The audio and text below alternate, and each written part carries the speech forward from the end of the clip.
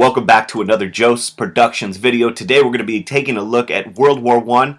We're going to try to help you score a 5 on that APUSH exam in May. And if you're reading any APUSH textbook and you're studying World War I, this video is going to help you out. And one important point to keep in mind is remember, U.S. entry into World War I was a slow process. In the beginning of the war, we are neutral. But continued violations of U.S. neutrality is going to put Woodrow Wilson in a difficult position. Remember, we had learned about events such as the sinking of the British ship, the Lusitania, the French ship, the Sussex. And Germany does apologize for the sinking of some of those ships, and there is a temporary pause in German sinking of ships. After the Sussex, they issued the Sussex Pledge, where they promised not to sink any more ships without warning. However, Germany proceeds to commit other acts which angers many people in America. There is the Zimmerman note you should know about, where the British intercept a German proposal to Mexico calling for a joint alliance. And basically, in the Zimmerman note, Germany's asking Mexico to attack the United States, to form an alliance, and they would be allowed to recover the lost territory, that territory in the light green. This obviously causes a lot of anger in the United States, and in spring of 1917, Germany returns to unrestricted submarine warfare. They just start sinking ships. And they knew that this would cause the U.S. to enter into World War I, but they were hoping they would win the war before U.S. troops could get to Europe. Well, enough was enough, and in April of 1917, Congress declares war against Germany. The United States enters World War I. In fact, when Wilson asked Congress to declare war, he says one of the things that he was hoping for was to make the world safe for democracy. Wilson really believed that this would be the war to end all wars. But make sure you know that the key factors for our involvement in World War I: 1. German attacks on American shipping; 2. The Zimmerman telegram proposing an alliance with Mexico. But don't forget that Wilson has a desire to be involved in the post-war settlement. Now, when the war starts, the United States is completely unprepared for war. We have a lack of fighting men, factories are not prepared for war production, and the country has to mobilize for war. In fact, one of the first things they do is they pass the Selective Service Act, which basically starts conscription or a draft. It organizes a draft for soldiers to fight in the war. All men between a certain age have to register, and the big fighting force under General Pageant will be known as the American Expeditionary Force, and they will do a lot of the heavy fighting over in Europe near the end of the war. This is a total war effort, which basically means all aspects of the country mobilize for the war effort, so not just on the battlefield, but also on the home front.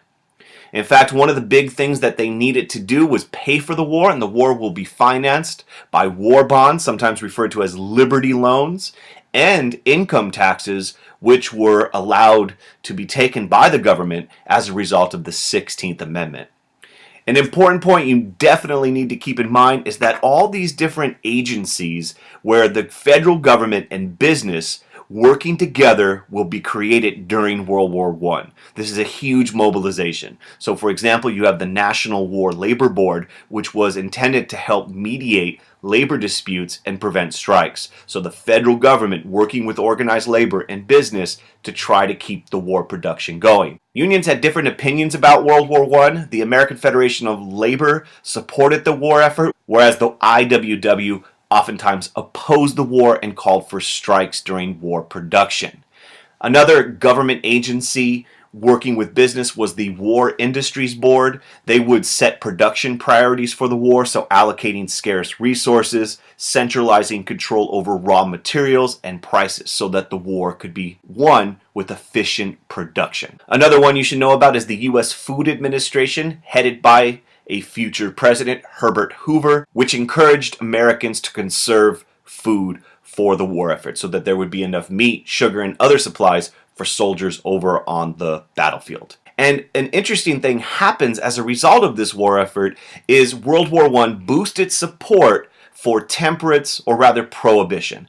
In fact, support for the 18th Amendment increases, and the 18th Amendment prohibited the sale, consumption, manufacture, or transport of alcohol.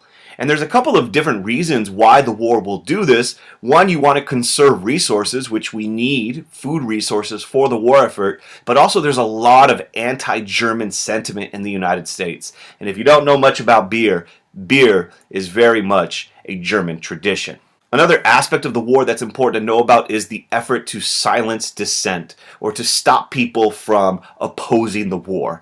And there were organizations run by the federal government, such as the Committee of Public Information. This one was headed by George Creel, very important guy, who promoted the U.S. war effort with propaganda. And their job was to create films and posters and speeches to get people to buy Liberty loans, war bonds, and to get people to support World War I. For those people that tried to oppose it, different laws were put in place.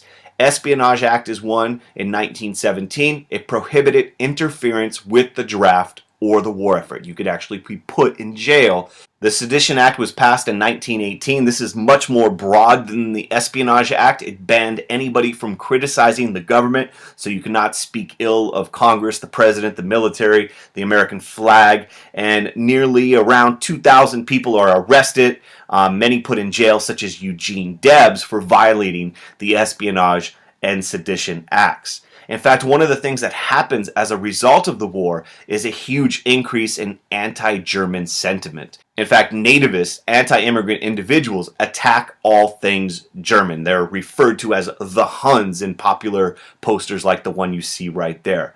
Now, I know what you're wondering, what about the First Amendment? And the Supreme Court of the United States did hear a case, one of the first cases, the first case, about the First Amendment, Schenck versus the United States. And what happens is there's a guy named Charles Schenck who is arrested. He's a socialist. He's arrested under the Espionage Act for mailing leaflets, pamphlets, to men eligible for the draft. And he basically is telling them, don't go and fight in this war. He's arrested under the Espionage Act, and he sues the government on the grounds that they are violating his First Amendment rights. And what happens in a unanimous decision, the Supreme Court supports the argument that freedom of speech could be restricted. And they basically say Congress has the power to restrain speech, to ban speech, if it posed a clear and present danger. And they use this example that you're not allowed to go into a crowded theater and yell fire and claim First Amendment rights. And they say freedom of speech can be restricted. And it's really important that you understand there was a very restrictive atmosphere for civil liberties in America during World War I. And this is not the first time we've seen this delicate balance between security, being safe, and liberty, our freedoms in a time of crisis. So World War I, we see things like the Espionage Act, the Sedition Act, and recall during the French Revolution, Federalists passed the Alien and Sedition Acts, basically taking away rights from people at a time of alleged crisis. And once again, during the Civil War, you see Lincoln using his suspension of the writ of habeas corpus to try to keep the border states in the Union. And we're going to see this again and again. World War I is not the first time. World War I is going to have a huge impact on the home front. A lot of different groups are going to be impacted by the war. And in fact, African Americans were already, before the war even started, kind of roughly in 1910, large migration of African Americans to northern cities like Chicago. And this is called the Great Migration, and you could see that in this painting right here. There's a lot of reasons why African Americans are moving north. One, crappy racial relations, Jim Crow laws in the South, and so you want to get out. But what changes during World War I is the opening of new economic opportunities. Jobs in northern factories as white men were drafted and sent off to war. During this time, you also see an increase in Mexican immigration into the U.S. to work in agriculture, primarily in the Southwest, to take over jobs that were needed during the war effort. Nearly 400,000 African Americans served in the U.S. Armed Forces. They do unfortunately serve in segregated units, but civil rights leaders like W.E.B. Du Bois felt that if African Americans fought for the United States during the war, that this would lead to greater equality when they returned. This unfortunately was not a reality, as Race riots break out in 1919. There's a lot of racial tension as a result of these demographic changes, such as the Great Migration, and you have race riots break out in cities such as Chicago. Women will play a key role in the war as well and will experience their own set of social changes. Women are going to take over jobs in factories as men leave. Jobs that were normally not open to women suddenly become available because the country needs them. In fact, because of the sacrifices of women on the home front during World War I, you will see finally the 2/3 needed majority in Congress finally supporting the 19th Amendment, which grants women's suffrage the right to vote. And great image right there of women protesting in front of the White House, demanding for the basic rights such as voting. As the war is winding down, Wilson has a vision for the post-war world, which is known as the 14 Points. This is his proposal, and in it, he really wants to prevent another world war from happening. He wants to address the causes of the First World War and try to make sure that those things never take place. There are 14 points in this document, but we're only going to break down some of the important ones. So how's Wilson thinking he's going to accomplish this? Well, he's going to address some of those causes of the First World War. He wants to guarantee freedom of the seas, eliminate economic trade barriers, military reductions, no huge arms races taking place. He wants to get rid of colonies, in fact, allow self-determination for nations to have self-government, no more colonization. He wants no more secret treaties, and the big thing he really wants is he calls for the formation of a League of Nations to help prevent another war. The problem for Wilson is he does not get to dictate the terms of the post-war settlement. He has to work with the Big Four. It includes Wilson over there on the right. You have England, Italy, and France. And these allies are not really idealistic as Wilson was. Here he is in the political cartoon kind of asking for everlasting peace, but for nations such as France and England, they want to punish Germany, gain territory, and use the war as an opportunity to benefit their country. So while Wilson wants peace without victory, the other allies are not really interested in his idealistic ideas.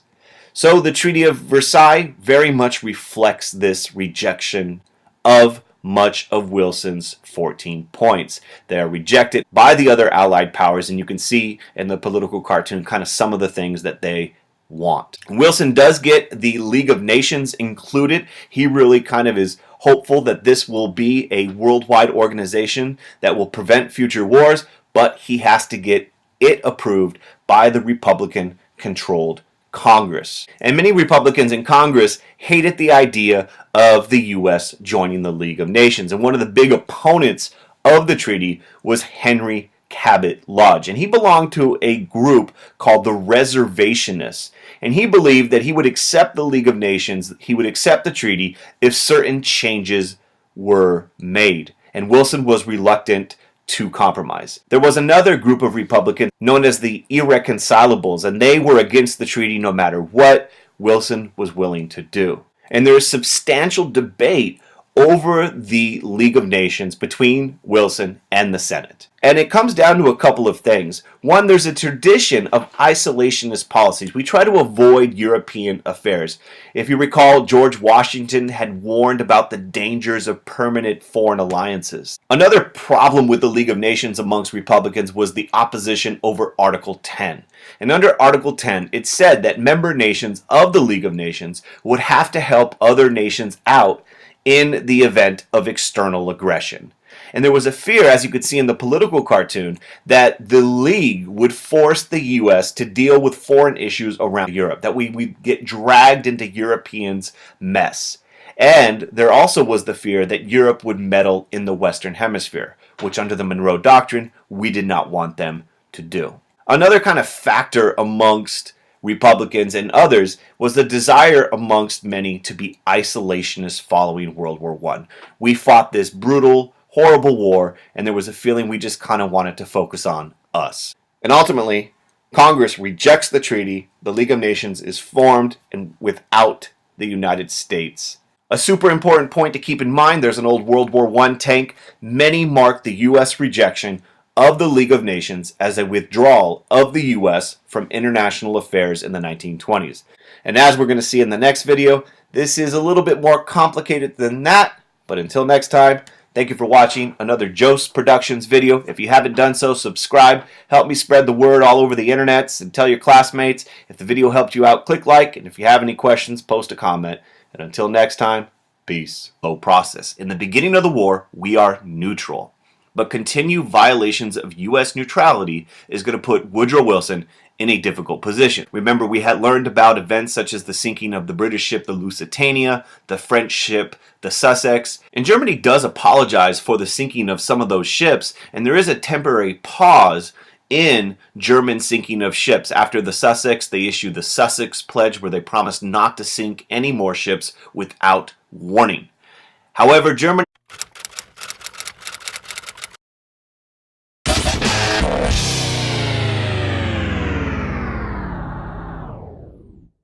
Welcome back to another Jose Productions video. Today we're going to be taking a look at World War I. We're going to try to help you score a 5 on that APUSH exam in May. And if you're reading any APUSH textbook and you're studying World War I, this video is going to help you out. And one important point to keep in mind is, remember, U.S. entry into World War I was hoping for was to make the world safe for democracy. Wilson really believed that this would be the war to end all wars. But make sure you know that the key factors for our involvement in World War I: 1. German attacks on American shipping; 2. The Zimmermann telegram proposing an alliance with Mexico. But don't forget that Wilson has a desire to be involved in the post-war settlement. Now, when the war starts, the United States is completely unprepared for war. We have a lack of fighting men. Factories are not. He proceeds to commit other acts, which angers many people in America.